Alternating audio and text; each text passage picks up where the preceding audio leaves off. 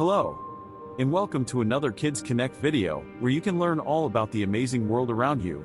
In today's episode, we're going to learn about one of the most influential figures in American history.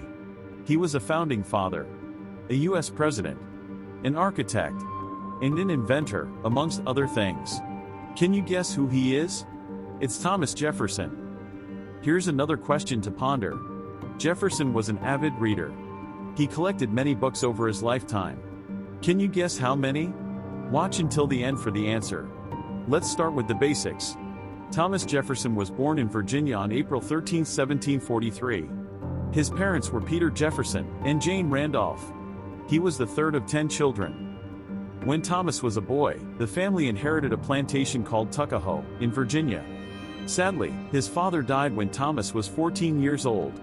By the time Thomas turned 21, he had inherited 5,000 acres, or 7.8 square miles, of land, and a large number of slaves. Looking at his education, from an early age, he showed an interest in the sciences, as well as politics and governance. Jefferson entered the College of William and Mary at the age of 16, and studied math, metaphysics, and philosophy. When he was older, he went on to study law, and was admitted to the bar in 1767. Shortly after, Jefferson attempted to introduce reforms to slavery. In 1769, he tried to bring change that would allow slave owners the control over freeing slaves, rather than the royal governor and general court. But opposition was too strong.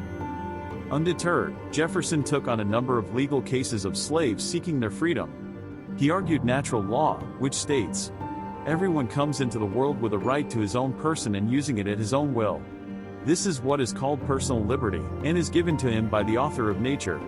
But the judge would not hear the argument and ruled against him. This point of view would also help shape the Declaration of Independence. Then, in 1774, the British Parliament passed the Intolerable Acts.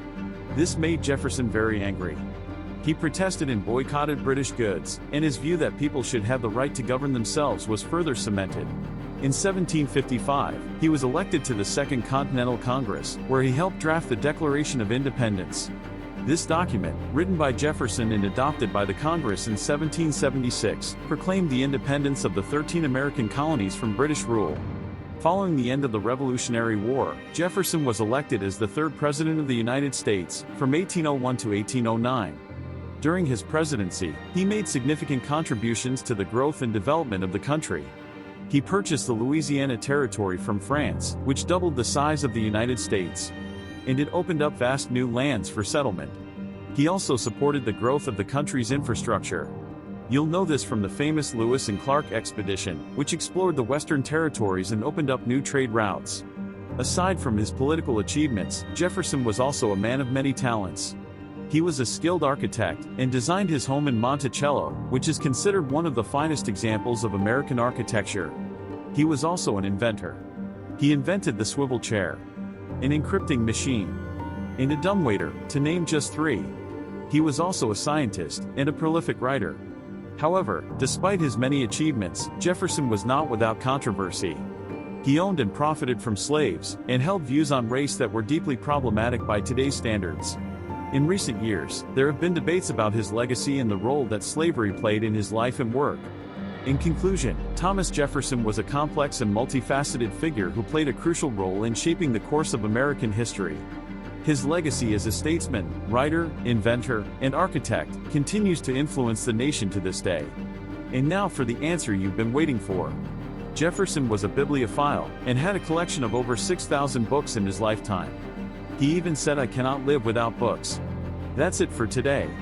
If you enjoyed this lesson, visit KidsKonnect for fun worksheets on many more topics.